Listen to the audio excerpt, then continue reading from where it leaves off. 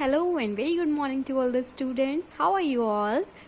I hope you all are fine and doing great. Now let's get started. We have already completed lesson number 1 revision. So today we are going to discuss lesson number 2, that is subject and predicate. About subject and predicate, what is subject and what is predicate according to you? I know here you cannot answer here but when you saw this video, when you will see this video, then you should firstly you should answer yourself what is subject and predicate. After that you will listen me what I am saying. Okay, so subject, the part which refers to the person or thing we are speaking about. In short, I can say that the part of a person or a thing we are speaking about, जिसके बारे में हम बात करते हैं, that is called a subject.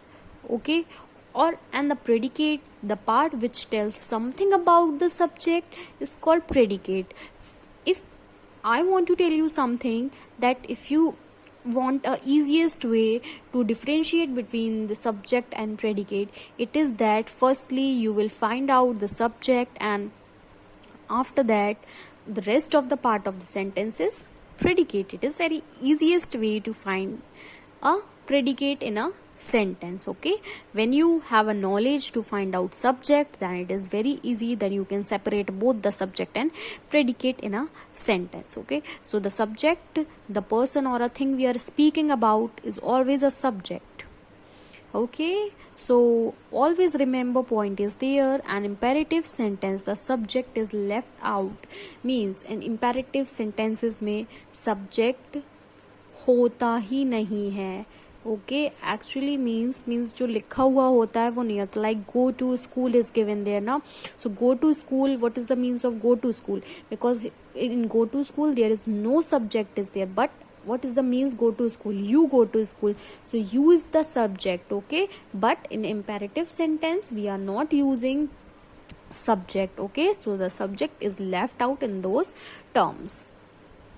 And one more useful tip is there: the subject may come at the beginning, middle, at the end of the sentence. Subject will come anywhere. It's not that the rest part of the sentence is starting part of the sentence is subject. Subject will be in the middle, in the beginning, and at the end also. You have to identify that if we are talking about a person, okay, that is the subject. If we are talking about the thing, that is the predicate. But the subject was the part which tells us about the subject is called predicate. Okay, choose the correct option. Listen to me, one more thing.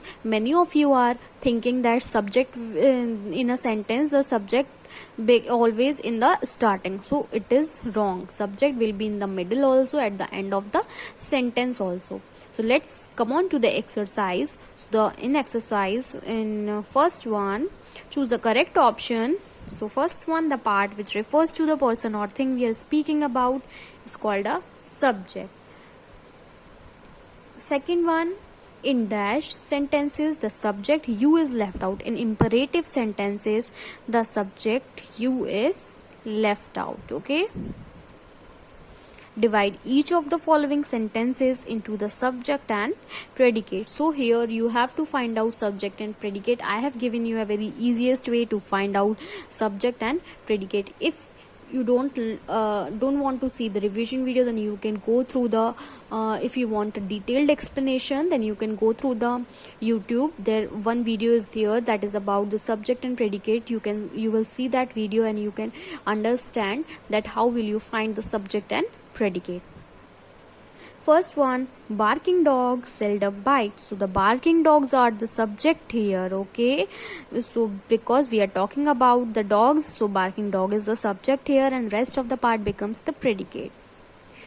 The little girl is playing with her toys. Little girl is playing with her toys. The little girl is the subject and playing with her toys is a predicate. Okay, now moving on to the page number 11. Third one, the girl wearing a pink frock is my sister. So here we are talking about the girl, no, who's wearing a pink frock. So we are talking about girl. So girl is a subject, and rest of the park is the predicate. Okay, and it is a complex type of sentence. Okay, and fourth one, the man standing in the corner is the doctor. So the man is a subject and rest of the part is predicate. Now move on to the next one, that is 5. A bad workman blames his tools. So a bad workman is a subject and blames his tool is a predicate. Now moving on to the C section, that is add predicates to these subjects. First one, swimming.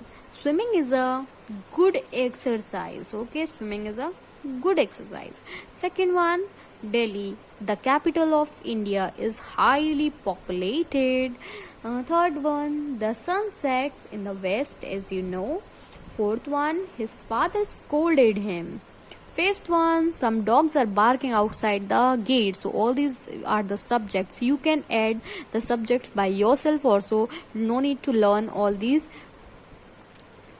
sentence which is written in the book. You can add predicates, add subjects to this by add predicates to yourself. Okay, now moving on to that section D, you have to add subjects to these predicates. Okay, Dash can speak English very well. So he can speak English very well, we can say that. Second one, the Dash marched through the town, the army marched through the town. Third one, Dash fly, that means birds fly. Fourth one, Dash played well, that means he played well. Fifth one, Dash turned and ran away, so they turned and ran away. Match the subjects with suitable predicates. Match the subject with suitable predicates. So here matchings are there, subjects are there, and you have to match these subjects with the suitable predicates which is given on the other side of the column. First one, Christopher Columbus, that is match is discovered America. Second, habit match is this habit is second nature. Third, charity begins at home.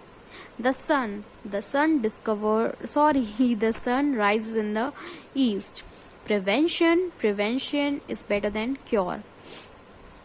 Moving on to section F, choose any two subjects and add a suitable predicate to make a complete sentence.